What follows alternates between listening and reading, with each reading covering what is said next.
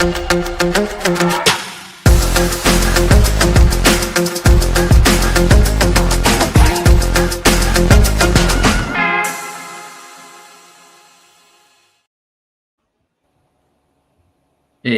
Peter Mead, and welcome to this Dudo webinar, this special topic that everyone's talking about and everyone's trying to make sense of in this whole new world that's emerging.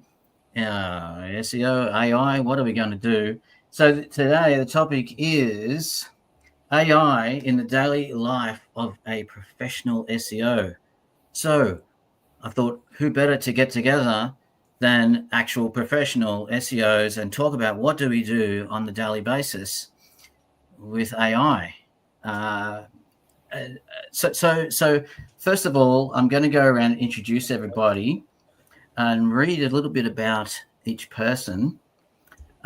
Today we have Sally Mills. Sally Mills is, let me just get my text up so that I don't. So Sally Mills is the senior SEO lead at InfoChoice Group and the driving force behind Brisbane SEO networking. Based in Australia, she brings a hands-on practical approach to SEO, combining content strategy and technical implementation. As a community organizer and a regular speaker, Sally is passionate about knowledge sharing and helping others to stay on the cutting edge of search trends, especially when it comes to AI. And Sally, you know, I've known you for quite a while. You just recently have also had an SEO meetup for the SEO Collective, and you had a big presentation about AI. Do you want to add some more? Welcome to the show. You want to add a bit more? Yeah, this is really well timed because last Thursday, SEO Collective in Brisbane, which is a free event that we have in Brisbane. There's also ones in Sydney and Melbourne as well. And we had a big panel together and all talked AI and SEO because, as we all know, our roles are all really changing and it's just ramping up more with AI, which is exciting. So it's never boring in SEO. So, yeah. Never boring. Thank you so much. We'll be so keen to talk with you about some of your opinions during this webinar. But let's first of all say hello to Natalia Wichik. Natalia is an international SEO consultant currently based in Tianjin, China, originally from Poland. She has over 10 years of experience in the SEO industry, gained from working with agencies in the UK, later in Spain, and as of this year in China. Natalia specializes in technical and international SEO, developing strategies for large international websites across various search engines, including Google, Yandex, Baidu. She's also the founder of Mosquito Digital, an international SEO consultancy, and as an SEO specialist at Jadamon Digital and active member of the SEO community, Natalia is a frequent speaker at industry conferences and serves as a judge for search awards. And also, Natalia, I've noticed you're going to be talking at the upcoming APAC, the Google talks in Bangkok. That's correct. I actually haven't announced it yet on my own LinkedIn, and I see Peter already has done his homework and found out I was speaking at the Google event, which I really can't wait for. And yeah, hello everyone. Thank you for having me. Thank you so much. And with all your experience, I'm very interested in what you have to say today. So next we have Fabrizio Ballerini, head of organic growth at Wise, who leads organic growth SEO at Wise. It's a financial company powering money for people and businesses in their increasingly global lives to pay, to get paid, to spend in any currency, wherever you are, whether you're doing. So Fabrizio's team, the mission at Wise is to acquire customers sustainably by building products, platforms, and content that educate and solve customer problems, working across SEO, affiliate, CRM, and social media. And I personally witnessed one of your original content marketing campaigns, quite a few years ago now, Fabrizio, and ever since then, I've been very interested in what you've been getting up to. So thank you for joining us. And thank you very much. Yeah, Yeah, it's great. It's great to join. We, as you know, you guys are on the other side of the world compared to London, but actually our team has been expanding to Asia Pacific quite a lot. So I spend quite a bit of time in Singapore and working with people on that side of the world. So it's exciting. Yeah. Aha, Singapore. So I think, we had some talks before. Anton was saying we're getting very APAC focused here, Asia Pacific, which is nice. So look, there's a lot to get through, and our terrific guests have very kindly spent a little bit of time and created a few short slides. This is not meant to be a huge, big tutorial, but it's just a few slides to give some visual explanations of some of these topics. Look, I think my personal opinions here, and I think maybe what I'm experiencing, what I'm hearing from SEOs, maybe SEOs that have been in the industry for a long time. SEO really always has been thought of as, SEO is traffic. It's all about getting traffic to your website. And of course, unless anybody's been living under a rock, that whole kind of value proposition about what is SEO is changing, right? It's really changing. Of course, we now have all these things that have happened. Several years ago, ChatGPT 3.5 became really useful and helpful, and started challenging Google, and Bing came along and started offering, a bit more, and of course now we have AI mode, and which essentially is a Gemini prompt on the screen. So I'm just really interested. Maybe I'll just go around and ask each person. Sally, how did we get here? I mean, are we still doing SEO? I mean, some people are calling it GEO. Some people are. What are we doing? Is it SEO as we know it, or is it not anymore? What do you think? I think the moment there is a search bar on the page, it is SEO. Whether it's on Google, whether it's in GPT, whether it's in social media such as TikTok. So I don't think SEO is ever going to be dead, as they like to say. I do think it's an exciting time in that it's just changing, right? Like, we're very much getting a new cycle of what we're optimizing for. I remember when featured snippets came out and we were optimizing for featured snippets, right? And it was all how can we rank? And you test different things like putting a H2 and then answering in 40 to 50 words. And then, I've got the featured snippet right. Whereas now we're all back to the drawing board again, going, how can we have our brands appearing more in AI instead? So it's just this constant ever-changing version of SEO. So we're not dead yet. Yeah. Sally, you said that you have prepared a few slides. Mm-hmm.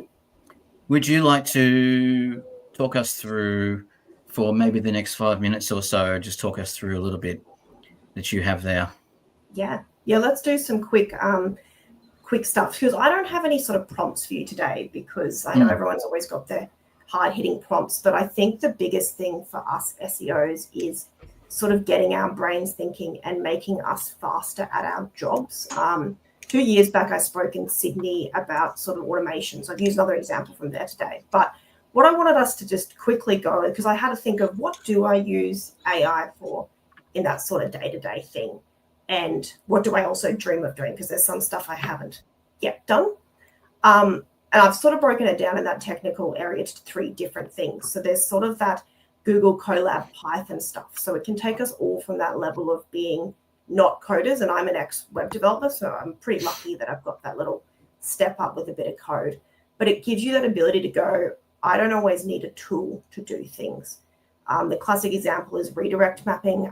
We can now use Python with the help of GPT to teach you how to do the scripts, or even write the whole scripts for you, vibe coding, I suppose, to do all your redirect mapping for you, and then you're just really a QA. So there's all these sort of manual things we used to be doing that now we can really automate, and where our jobs are much more QAing instead. Things like keyword clustering as well, so you can go and use scripts with Python with the help of GPT to go and actually cluster your keywords rather than manually sorting like we used to back in the day to work out these topics and what relates. Internal link mapping, even image renaming, like I remember using GPT, just something really ad hoc, right? Like really, I have all these image files that are all named a bit weirdly. I want to strip out, say there's too many underscores or something in the URL. You can use GPT to write you the script to then clean them up for you. So there's just so many different things that just levels us up as from SEOs to being pretty good, just average, below average web developers. So it's really, really cool there. The next one is obviously everyone here would have been just doing these sort of ad hoc ones, whether it's your regex problems. I actually am a bit of a nerd and I really love regex problems. So I'm almost a bit sad that I'm losing my regex problems, because I used to sit there and be like, oh, we can definitely do this. Like we can do this redirect with like one regex, right? And I'd solve it. But now I just go to GPT and GPT does it for me, which is sad, but good. Things like JSON schema. I'm sure everyone here has been using GPT for, or whatever AI model you're wanting to use for JSON schema. Sheets formulas, of course, and then HTML, JavaScript, CSS. We're all developers now, which is just cool because we're just able to move at such a faster pace as SEOs. The next one I put here was Screaming Frog. I'm a big fan of them, and I was reading their recent, they did another release again, and I'm struggling to keep up with all the cool things they're building in. But it just sort of told my memory that it's not always going to be just us using AI, right? It's actually the tools that we're using are upgrading again and again and again. So there's plenty of things you can be doing in Screaming Frog with an OpenAI token and everything. So you could be doing image generation. So if you had a whole heap of blogs that needed banner images, you could go and just run it through Screaming Frog and it can generate off your prompt as you go. Semantic content analysis. So that would be looking at whether things are similar or duplicate, which is just so helpful for, I'm pretty keen to give that one a spin because I work on quite very big websites. So the ability for it to go and decide what's quite duplicate, whether we need to consolidate content, is just so good. I wish I would have had that like 2 years ago when I was doing big migrations and cleanups. And then even just things like doing your meta titles, descriptions, headings. I saw you could do like product page content. There's just so many things you can be plugging into the tools we have access today. So there's a few examples there. Just an old example I used to use that the script's actually on my website, so you can all feel free to go and steal it. Is just being able to that fuzzy match redirect example. So you'd be able to take a list of old URLs that need to go to new URLs. So you've pulled all, maybe it's all your 404s from a Screaming Frog, or maybe you've exported from Search Console, or maybe you actually just need to do new redirect mapping. And you can take both lists of these URLs. Rather than us sitting through and going and matching things, especially if you've worked on really big old websites, there's a lot of history in them. You can instead just be using basically fuzzy match, and it's called Google Colab, to go and do it for you. So it'll go and look at everything, it'll run it through a model, and then what it will output is a bit of a similarity match. So that'll tell you that it'll do a lot of work for you, because if you're looking at everything that's say 80% upwards, sweet, let's put those redirects in, job done there. If you're looking at, it's only when you get down towards those smaller similarities that you're then going to have to actually do a bit of manual sorting, because we're still having to check things and we're always going to be checking things with AI. Yeah, so that's my quick thing to hopefully get you all thinking about all those little ad hoc technical things and leveling up. Yeah, that's great, Sally. Interesting. I mean, it seems like a real, such an obvious thing when you're talking about getting the AI to do things like page titles, meta descriptions. It seems a little bit like, yeah, this is a no-brainer. Let's just get AI to do it. But I've got a little prompt. I might just share it in the chat here. I'll share it in the chat. I'm not sure if Anton, can we put that up on? Can we get that put out into the chat? That little prompt.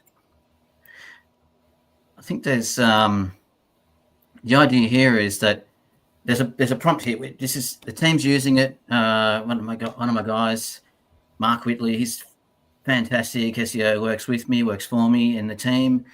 And while he's looking, just find this, I mean, I'm a little bit like where you said you were sad to, you like doing regular expressions and you're a little bit sad, that kind of thing. I'm a little bit far beyond being sad. I'm kind of a bit jaded really about sort of AI. Look, it's one of those things. We need it. It has to happen. You have to use it every day. Do I like it? Not really. I'm mean to it, like if threatening to never use the AI again. I mean, like this is what we have to do to get a good answer out of you. Like, please give me some good meta descriptions. If you don't give me some good answers, we're just never going to use you again. Like, you're out of a job. It's really still struggling with that sort of character count. Hey, like sometimes it will finally do it right, and other times it won't. I've recently found that if you're using the O3 model on GPT, it's a lot better. It sort of makes it stop and think compared to 4. I feel like it's still hallucinating a bit sometimes. Okay. Yes. Very good point. You're touching on different models. Certainly, there's a whole can of worms we could go down there about all the different models. Let me just go across to Natalia. And Natalia, you've got some other things that you have prepared. I mean, how does what you've prepared, where are we? Maybe share your slides and talk us through that, and it could spark off a bit more conversation for us all here. So to start with, I just want to say that I do use AI a lot, but I'm a skeptic at the same time. I'm not full on move on to AI or everything you do kind of person, not at all. And actually just this week, my LinkedIn feed has been full of people complaining about the fact that OpenAI just blocked their account because maybe doing a huge script project, some word or some phrase that is deemed forbidden or blacklisted or whatever was there for a reason we don't know. They don't even know which word that was, and they cannot use any of their custom GPTs. Their whole workflow is broken. And I was reading that and thinking, I'll never be that person because I'll never outsource that much that I cannot just go without it at all, right? So I just want to warn everyone, don't put all your faith and all your eggs in one basket, being OpenAI, that can just kick you out anytime they want because it's a private-owned company that has no rules to follow. If they don't want you there, you're banned. Starting with a warning, let's talk about AI in a more positive way. Thank you for helping our audience to think of that, Natalia, because I think it's very important to remember that, these tools are third-party tools, right?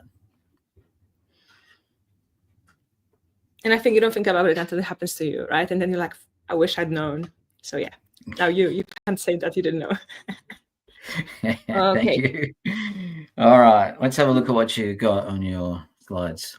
So I've prepared a quick few slides on how I enhanced my keyword research process.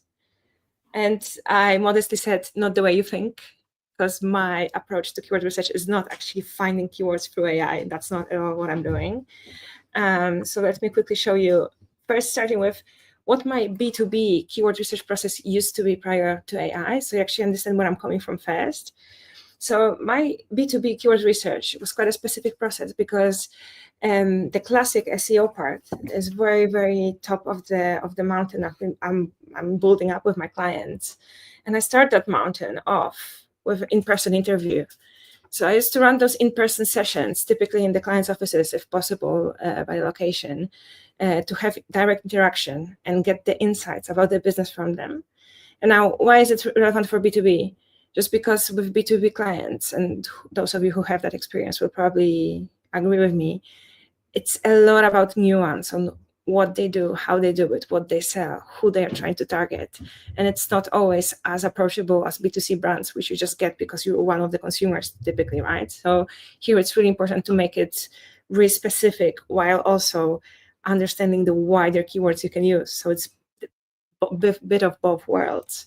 So yeah, in-person interviews. And then that interview was always based on design thinking methods.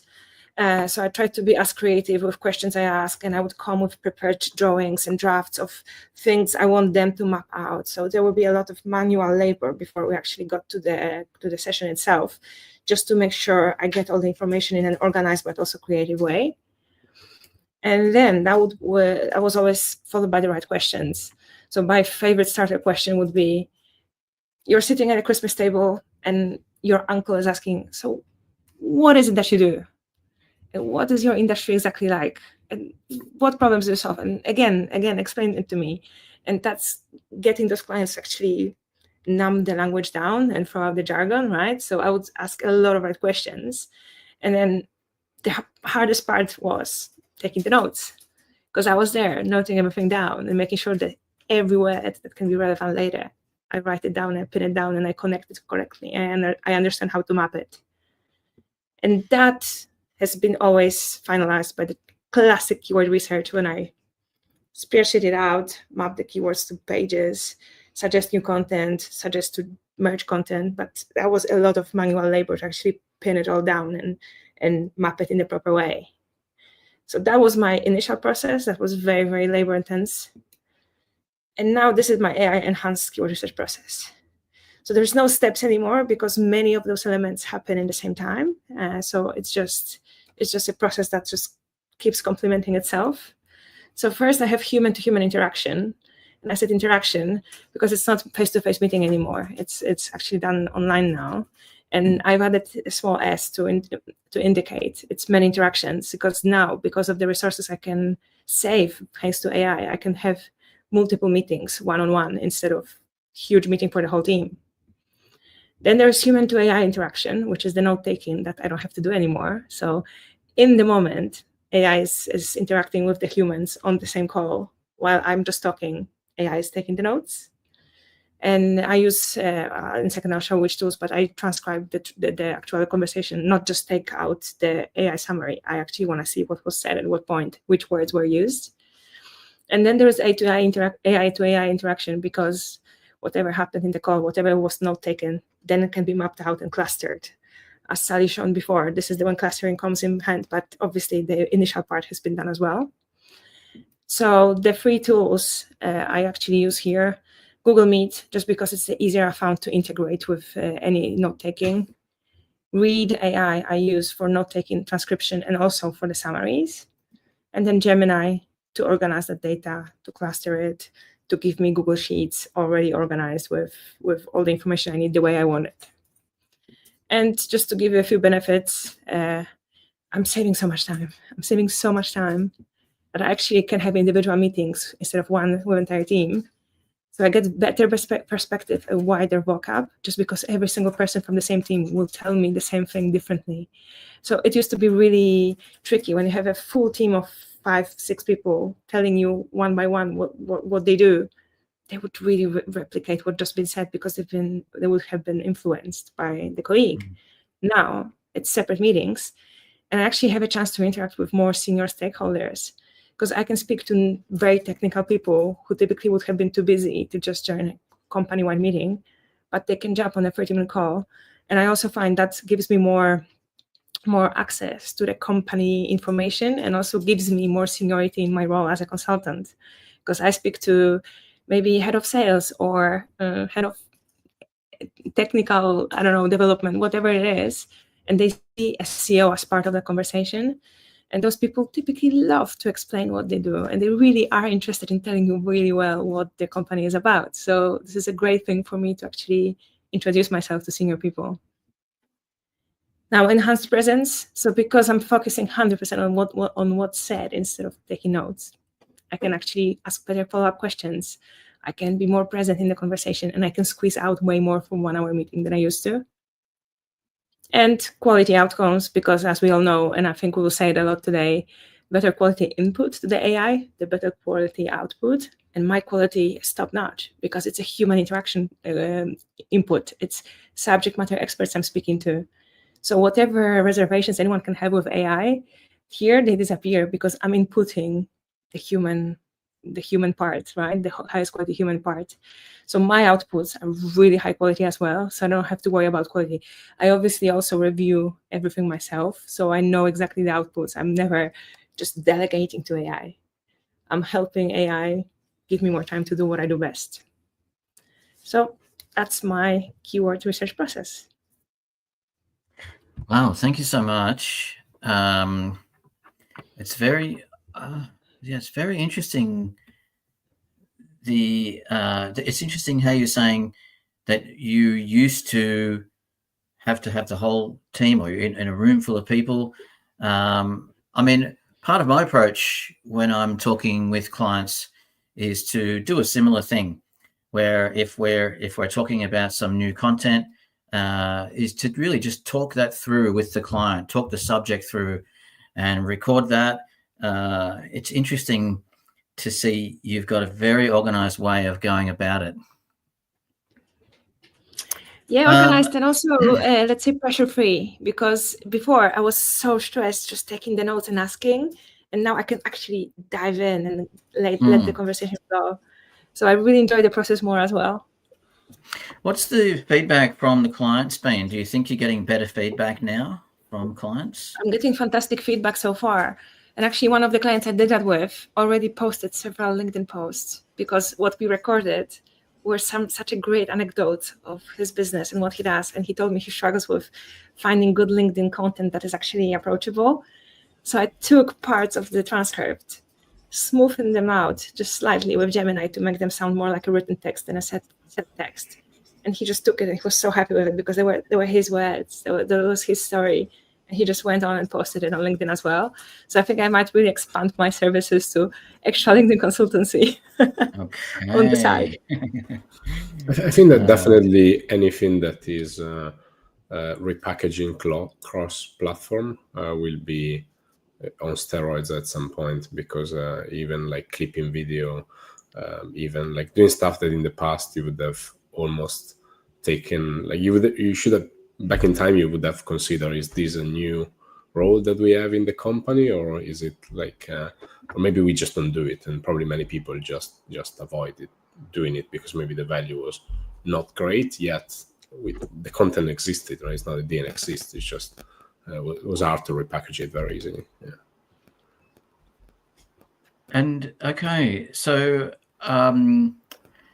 just while we're talking about some of your approach there, Fabrizio, is what do you? I know you've prepared some slides, and I've seen some of what you're going to talk about. So maybe share your slides and talk us through.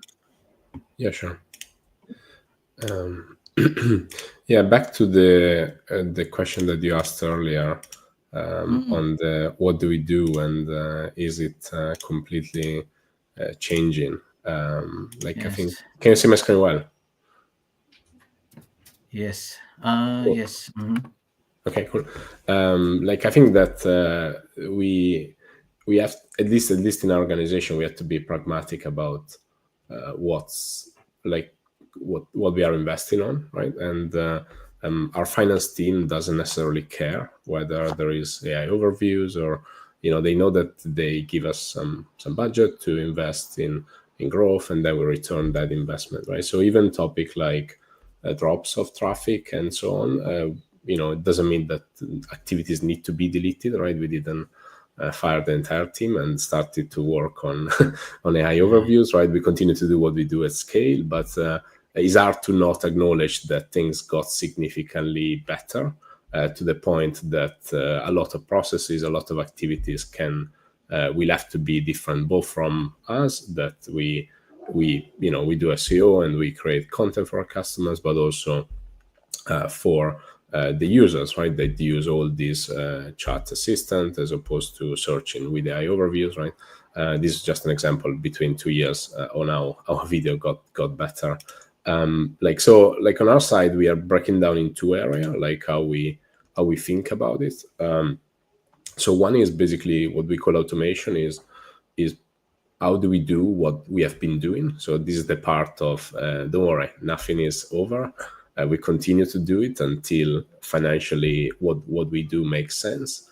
So in this part, like, relies pretty much on the same principle that we have been operating in the last years with regards to SEO. It's possible that some area have or will lose some traffic, but then you always have to look at what the return on this is. And the second part is the optimization part, like where you say, okay, because the user behavior is changing on platforms, what do we do to increase our visibility in these new ways that the users are using to search? On this second part, that's where we are not behind, in the sense that we are monitoring what's going on quite heavily, but we are not taking action yet, just because we don't want to make up, things to do that we are not so sure about, right?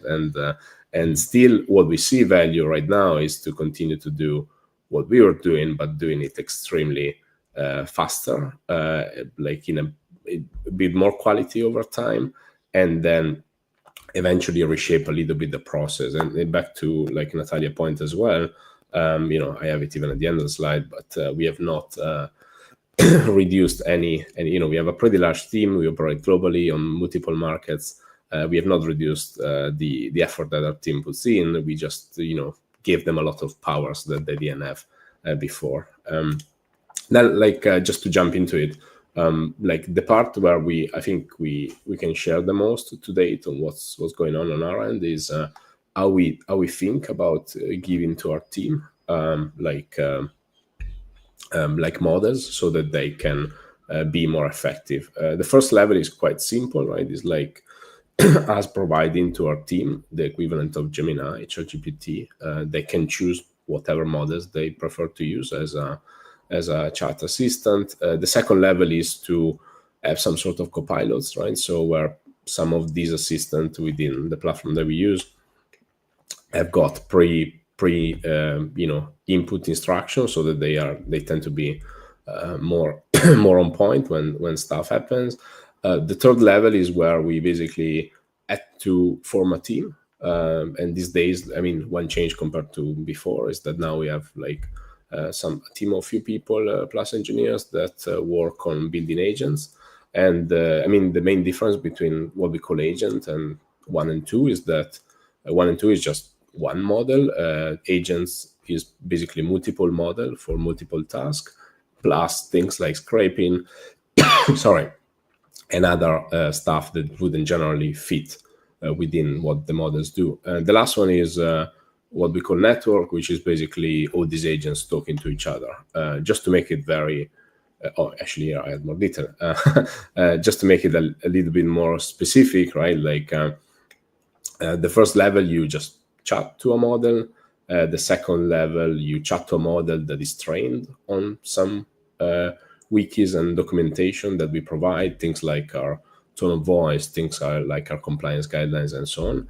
The third level is that model can extract data from URL, can scrape, can do a bunch of things that, thanks to us building an agent. The last one is where these agents, they talk to each other, right? Like, so we go almost end to end in terms of doing our activities. I will explain later, where we have agents for different tasks that then communicate with each other a little bit.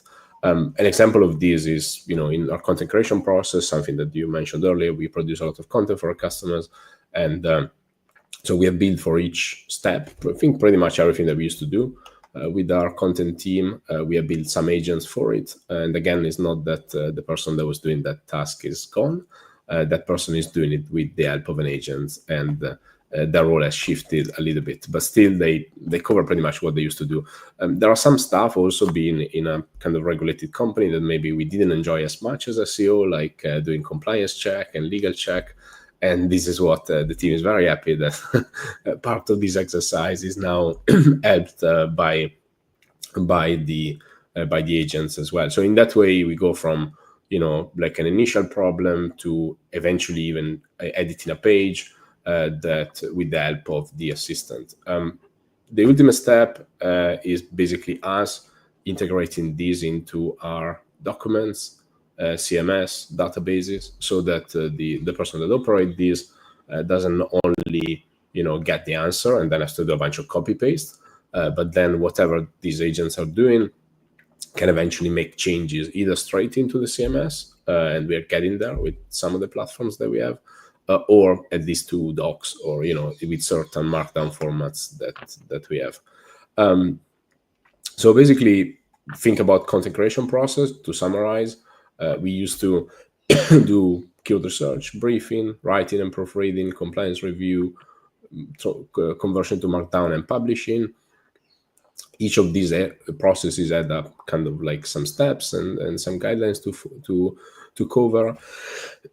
Each of these activity was taking some time, or taking multiple people involved in the mix. It still takes time, it still takes people, but then we are definitely faster and definitely, I would say, even more accurate. Even things like keyword research, we have like 40 plus specialists producing content in 15 20 languages. We produce 300-400 articles a quarter in all these languages. There must have been someone that did already the keyword research, or the previous person at some point. So this is the kind of stuff that we try to avoid now. So it's not that we completely went in full automation onto it, but at least we eliminate wasting time on some stuff that in the past we could have almost not avoided. And that's it, right? Like, so, we have not replaced our specialists. The people that work on SEO Advice are still in the team. We're actually growing the team. Wise.com is growing, but then they have a lot of superpowers that they didn't have before. And then on average, this is good. We had the situation where people were skeptical. For instance, our first iteration of giving people an agent to do a content brief for an article had almost a 55% negative feedback from the team. So people were like, no, I'm going to keep doing it the old way. It's actually more efficient. The more we iterate, though, and the more we get feedback in now on some activities, the feedback from the team is quite positive. It's not that every of the agents that you have seen there work with the magic of like just pressing one click, but I think we are finding efficiencies over time, and there are many tasks, and this is not just SEO actually, right? This team is now helping to build agents for other teams within marketing. What we do in SEO is quite specific, but also, when we do like email marketing, when we create content with our influencers or affiliates, right? There's a lot of tasks that we in the past used to take a bunch of spreadsheet and a bunch of crunching, and I think these days we can automate pretty much. And to be honest, it's a little bit like what was happening when I first joined my first job in an advertising agency at Ogilvy. There were people from the creative team talking about us as performance marketing people being spreadsheet marketer, just because they didn't like to use spreadsheets, and they thought that it would have been fine without. There's probably be some people that will class some of the marketers as AI marketer, also because they initially don't like it so much. But I think that if something is useful, people will use it, right? Like, and I think that's what is happening. The thing that we don't know, that's why, differently from people, I refrain myself from inventing a new name for SEO or like trying to give a new checklist, is that we still don't know, at least in my view, what is the adoption of the user on the search engine, right? Like, so my father doesn't use ChatGPT. My father doesn't understand the difference between AI overview and clicking on the 10 blue link, right? So like this part is a little bit more unknown. And in some areas, it's true that some websites have seen a massive like loss in click to the website. Fun enough, sometimes when we look at scale and also on a larger portfolio of domains that we manage, sometimes you initially think that this AI overview, then you go deeper, and then you find out that one section of the website lost a ton of traffic for some other reason, the good old reasons. So I think like is the people need to be specific on where, but probably it's true. We have seen this in some of the affiliate partners. We've seen in some places where certain type of website have gone a bit south compared to what it used to be, at least from a click perspective, right? Then the other part maybe is the measurement, right? Like, and this is something that in social we have seen a lot, right? Like if you do Instagram or TikTok, don't expect that a lot of people will click out, right? and you have to get used to it, and it's still a good idea, right? So yeah. Oh wow, that's very, very interesting. Look, a couple of things that I just wanted to maybe ask you some more about from your presentation. Now, I found it very interesting where you said the role of the SEO specialist has been given superpowers. So you're in some ways, you're actually, they've actually got more work to do, not less. So is this the right way of thinking of it? How are you thinking of it there? In terms of actual time that it takes people to do tasks. I'm just thinking, there's a lot of fear around AI is going to take my job away. Yeah. And, it's possible that some tasks will not be as necessary. And maybe, I wouldn't say rightly so, but like maybe some tasks were not so valuable even before. So in the past, to categorize 10 million keywords, you would have paid someone to do it pretty cheaply for about a few months. Maybe that job is gone, right? And like, or otherwise, when we do outreach, actually not for links, but for influencers, we used to have people externally that were categorizing like target list of people to outreach and understanding the quality of some of these people. Yeah, I think some stuff is fair to say that they will not be humans doing it anymore. But then there's other stuff that we do, right? So even the part of QA, a little bit, we see this happening in the localization team. So as part of this group, we also run a localization team, the people who translate WISE in all the languages that we are available. Compared to many years ago, like 90% of their work is machine translation memory, and LLMs. So they only translate 10%. None of them got fired because of it, because we still have to make sure that we are compliant 100%. We need to do QA. Like even though AI is as smart as someone translating, we still need to have someone that check that is a good idea to say something in this country. And like, especially we have responsibility to our customer, right? Like our customer could lose money, there's a lot of things that could go wrong. So I think probably there's more QA being done than what used to be before. That's what we say. But to date, we have not been in any situation where someone like they changed a little bit what they were doing, but not to the point that any of the, at least internal hire that we had, we had to change plans. I think that's fantastic. I think there is a lot of negative, maybe fear. Maybe people are talking and saying AI is good enough. I mean, let me just go back. So search engine optimization, SEO, right? That acronym. I mean, some people, you can start playing with the acronym and you can call it GEO, or you could even say SEO stands for search everywhere optimization, or omnipresence, or whatever, all these different things. I mean, it's funny though, because I've been sort of doing this kind of thing for quite a while, and a lot of all of the fundamental things that everyone's talking about nowadays, it's actually not that different to all the fundamental things that I've been doing for a long, long time, right? And so I do find it interesting that all of a sudden now, AI's come along, and I mean, I've just found that the transition actually, because if you've already been on a good program of working with your entities, your semantics, your EEAT, you're working with all of the sort of, let me say, all of the kind of things that would have got you good results before AI mode, seems to be the same thing, which is getting you reasonable results in AI mode, including all that off-site, that third-party placements. So I don't know. Do you have any ideas, Natalia? Do you think that we should change the name of it, or if someone says we're doing GEO, does it make any difference? I mean, or I just Well, I specialize in international SEO. So when you say geo, I'm thinking about a localization term. I'm never thinking about another discipline. Yeah. I'm not completely opposed to expanding the meaning behind SEO. I don't mind SEO as search everywhere optimization. I think there's the SXO, search experience optimization, which has existed a little bit before AI overviews. And I quite like that concept, that you optimize the actual interaction with search and not just your own result.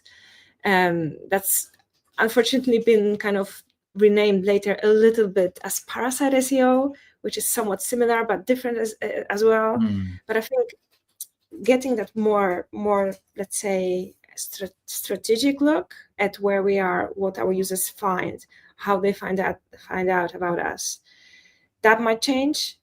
But the core skills, crawling, understanding indexing, may it be in any of the platforms, making sure that bots see what they're supposed to, optimizing the information they find, making sure the information is factual, but also engaging, but also does talk about our users' pain points. That's just SEO, just done really well. And I feel like those who want to rename it, they never got that done well concept, and they were just trying to spam out their way, and now it's not as easy as it used to be. So they are freaking out. That's my take on it. Okay. So they're still not working on the things that matter. They're still not working on the important things. I just find this really interesting, though, Sally, because maybe just to the transition, talking now about, well, whether you call it GEO, whatever acronym you come up with, doesn't really matter. I mean, at the end of the day, we're still trying to get results from search, right? And the search can be anywhere, yeah. So it can be Google, or it can, even if you want to go so far as to say TikTok, or even, being found on LinkedIn or wherever, right? I mean, you still want to be. I mean, of course, we know that whole. It used to be such a great top of the funnel. Google, oh man, the dream of just building that top of funnel traffic on Google, and then up, turn around and say to your clients, "Oh, look at all this traffic we're getting to your site." That dream, it's really sort of unrecognized now. But I'll actually put this to you, because recently, when I was in Sydney at the Sydney SEO Collective, and we were talking, and it's a very, I won't mention names, but a very well-known Australian services-based website has actually been getting much more traffic from let me say ChatGPT and AI overviews, because it's all very services-based, and they're very well structured pages, and they've done a lot of work on the trust, on the EAT, on the entities. And so there's instead of a lot of people saying, oh, we're seeing alligator jaws, we're seeing impressions going up and clicks going down, and this sort of alligator effect of Search Console's giving you more impressions but less clicks. When it comes to being focused heavily on services rather than that sort of real top of the funnel, that actually the results, maybe Google's promise is true, that you'll get better quality traffic. Yeah. Would you have any thoughts around that? So yeah, obviously I feel like it's really tough for all sort of blog post informational searches at the moment. I think just about anyone with blog posts that are on their website that previously used to get heaps of traffic, you've seen that whole alligator graph in Search Console. You've seen the impact of AI just providing the information. And I do think there's going to have to be a line hopefully there, because even today I was Googling savings.com.au and then say LVR, looking for a specific topic within the home loan space to find a specific one of my articles. So it's a complete navigational search, right? And then Google's given me an AI overview with 1 or 2 savings links and then some competitor links. And it's so I just think it's at this weird turning point at the moment where we're probably going to see Google tweak things. Because if the idea of AI mode becomes the whole new Google, right? I don't think that's very efficient for navigational type services, searches, where people are just trying to get to a specific, they already know about a website, they already know about a specific web page. I feel like Google's going to end up with a bit of a blend, right? Informational content, it's a bit sad. I don't know how that's going to go long term, because Google also needs us to feed the beast. So if they start stealing all our content all the time, they are overviews, people aren't clicking through as much, we're not seeing that sort of ROI from doing it, why are we going to continue investing in it? In which case, they're going to have nothing to really be trained on. So it's going to be a bit of a weird cycle, I think, and things are just going to change again and again, really. Of course, there's a whole bunch of new tactics. I mean, there's kind of some advanced stuff. I've been sort of really like all this query fan out, kind of all kinds of things like that. And perhaps a few things that I've kind of thought about is how perhaps the LLMs, how they will flatten the content to text before, that kind of thing.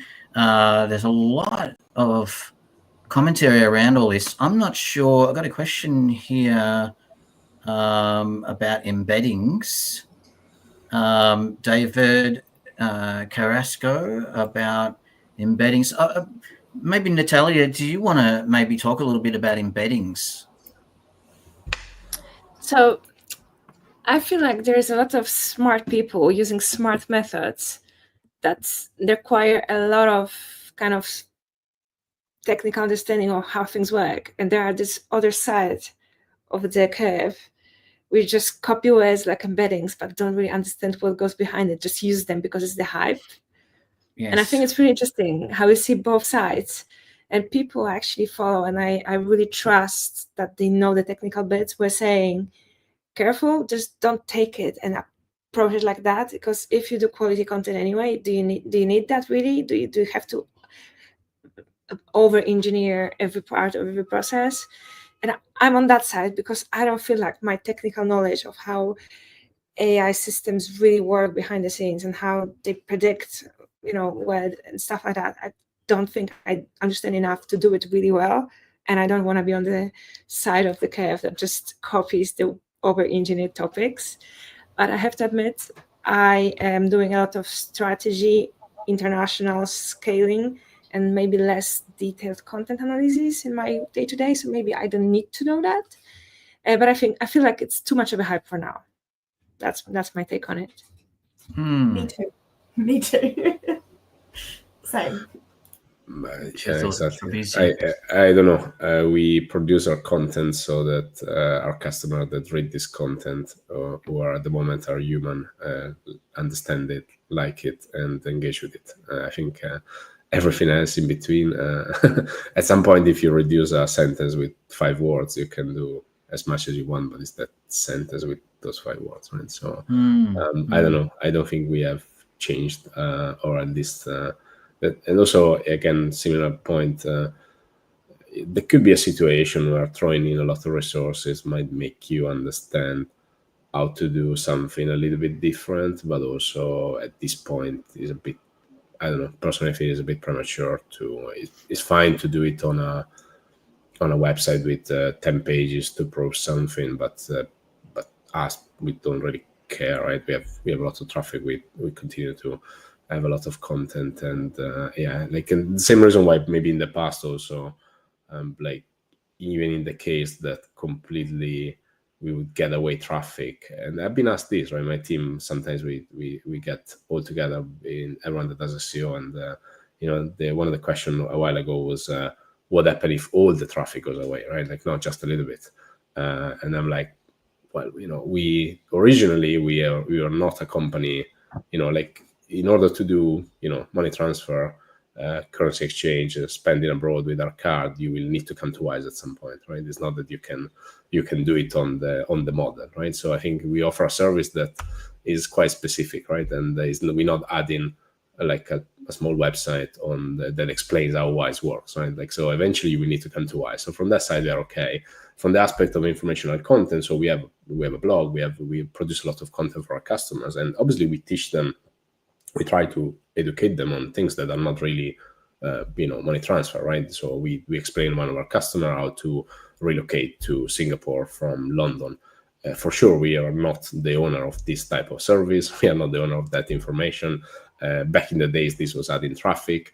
What if that traffic would go away, right? And distribution changes of that traffic. I think that's how we've seen that, right? And even before AI overviews, we started to diversify quite a bit on reusing the same content across platform, especially then when you go to Asia, right? So we have a team in Singapore that does WeChat, Alipay. Forget about people clicking out of WeChat, right? WeChat, the content is in WeChat. Actually, even the company almost stays in WeChat, right? You don't buy Gucci shoes on the Gucci website. You buy Gucci shoes on WeChat, right? Like, so I think there are situations where since a while we have been diversifying distribution, and then imagine that completely distribution goes away. For someone that would have to start to make that content fresh, maybe, as you were saying earlier, and maybe there's not too much incentive, right? Because why should I spend money to create content that then will not get distribution and I have no customers as a company? Imagine I start a company, a website today. So from that point of view, it's true. But then at least from our point of view, we have like 12, 60 million active customer. There must be someone of those that need to have this information that we can send it to them and they would really benefit from that, so that they can, do what they're trying to do in their life, and then as well use wine. So I think, like, for sure there are situations where that mechanism might break because people were, every medical provider was writing medical content like, hey, my shoulder is a bit painful, what could it be, right? And probably that information is table stake, right? Because I don't think that those type of websites, and I've seen few getting it quite heavily, it's not that they were really owning the knowledge around why is this shoulder painful. They basically build a massive glossary, they basically build a massive explainer now, and probably some of this information might not be worth traffic anymore from that perspective. So I think from that point of view is a bit not sad, but at least there's a change going on, possibly. Yeah. Okay. You answered a lot of questions, a lot of things that I've been thinking about, especially around the value of content creation and the content distribution and the targeting of that content. You answered a lot of that, Fabrizio. But what I'm wonder is, just before we wrap up, before the end of the hour, I want to go around and ask each person. I'll ask you while you're here, is how do you future-proof your approach? Like, how do you sort of keep everybody working and keep your whole strategy moving? At the same time, we're not really sure what's going to happen in the future. What would be your approach to that? Maybe I will start and then pass the ball. I think definitely compared to maybe 3 years ago, where I would have been 100% chilled on the fact that we do the same good old thing, we do more of it, and we do it with more people, with more. I think definitely there was some level of risk on some stuff. So on future proofing, a little bit we will have to see maybe in the next 6 months, 12 months what the real shift is. The fact that this technology is here, I don't think we can go back on it, right? So it is here and we have to embrace whatever is coming. So I think the only thing that we're doing is to try to understand as much as possible and invest as much as possible on that, even though at the same time we have to pay the bills, right? And like traffic from ChatGPT in our attribution model doesn't pay the bill of my team at the moment, right? So we have to be clear on like what we have to invest at the moment, but then also maybe if before we were not worried at all or we were not investing at all in learning something new, now we are distributing like some resources to that in a more firm way. Like 6 months ago, we didn't have a team just dedicated to building LLM agents. Now we have a team for that. Not still a small percentage of the company, but we do, right? And Okay, so it's adapting and it's been keeping up with the changes, but you're very still focused very much on the whole purpose of the business, which I find. So, Sally, can I ask you, do you have some ideas? Do you have thoughts about how to future-proof Is there anything that you would perhaps say to people to think about, be prepared for? I think the biggest thing is us just going back and trying the different AIs again and again and again, because I think they're all changing so quickly. Like even a year ago, I was very the content it's outputting is a bit and just the progress we're seeing so quickly just means that we need to go back and then try again and try again. Okay, it might not have done it this time. It might not have done it to the standard we want this time. So we're going to do it again. So if we're doing that, we're not going to sort of lose this race, I suppose, of everyone getting to the AI ship as quickly as possible. And then the second thing is just going to be human QA again and again and again. So there's just always going to have to be humans at a lot of steps. And I think as humanity is, we need to really make sure that there's just that human touch there. Because just the risk of misinformation on the internet is, I mean, it's already horrible, right? So it just needs to be really clear that we need humans involved still. Otherwise, yeah, things are going to get worse on the internet. So yeah. Yes, the future. It's yeah, it's I ask you, Natalia, how would you say something to people? What can they be prepared for? What kind of steps can they take for the future? So I'm going to speak purely from perspective of someone who's a consultant, right? So I'm external to the company I work for. And I think I already touched on it a little bit in my presentation, and that human connection and meeting those people and meeting more senior people now. And I think events, I think in-person trainings, I think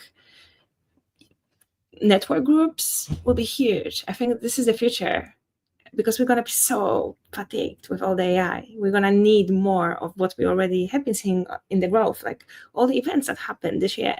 I think it's a record number of SEO conferences everywhere, all the time. I myself will speak at a really big SEO conference in China, Shenzhen SEO, which, you know, people fly in from all the continents to be there.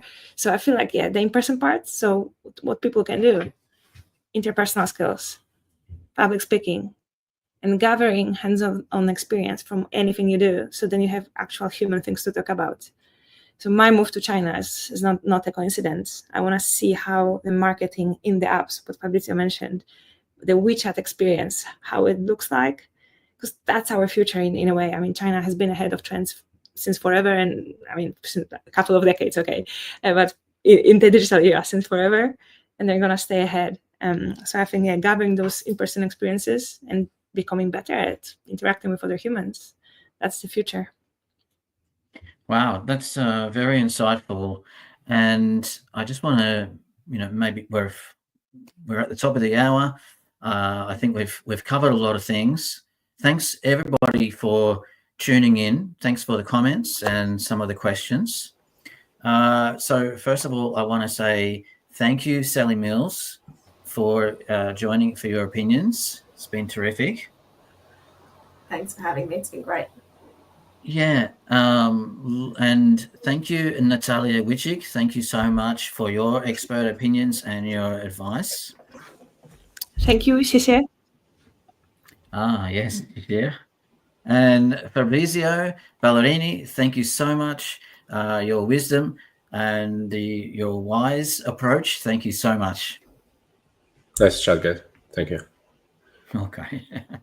And to everybody, we'll talk to you next time. Bye-bye.